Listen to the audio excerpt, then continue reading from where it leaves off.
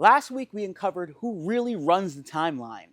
And this week, we're pulling back the curtain on how to establish an effective timeline for your wedding celebration.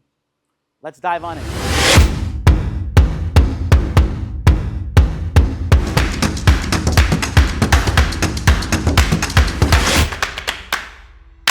We base the timeline, the start of the timeline, the schedule off the ceremony start time. If it's at a church, it's starting when it's starting. Venues, there's some more flexibility. If it's outside at a park or somewhere, somebody's house, there's a lot of flexibility. We could help them figure out that start time, but that ceremony start time is really what we base the timeline around. One of the first things I do is I put the sunset on my timeline.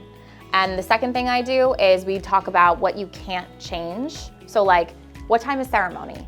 What time is cocktail? What time is reception? We can't change those times. Like once they're set, they're set. Honestly, 99% of the time it's the photographer. For us, we're able to sort of look at the timeline and say like, hey, like realistically, like for the job that we need to do, this might not be enough time for the photographer to do what they do and us to do what we need to do.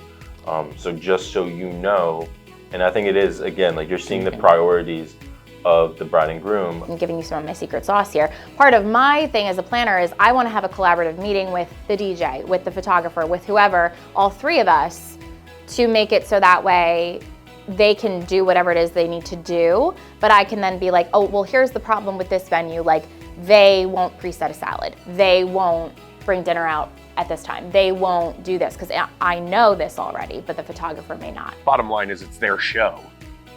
We're just there to document it, but if we can give any advice that helps them make it the best it can possibly be, we're going to do that. As our industry professionals have shared, creating an effective timeline starts with understanding what you want your day to look like. Are you getting married in a church? Are you planning a first look? These decisions will shape your timeline in unique ways. Next, consider the importance of light. Golden hour is prime time for those stunning images.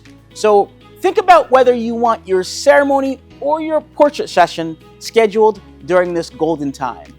As for entertainment, I usually only have one request, and that is to schedule at least 30 minutes of dancing before dinner. After sitting for 2.5 hours through your ceremony, cocktail hour, and introductions, your guests could really use that energy boost.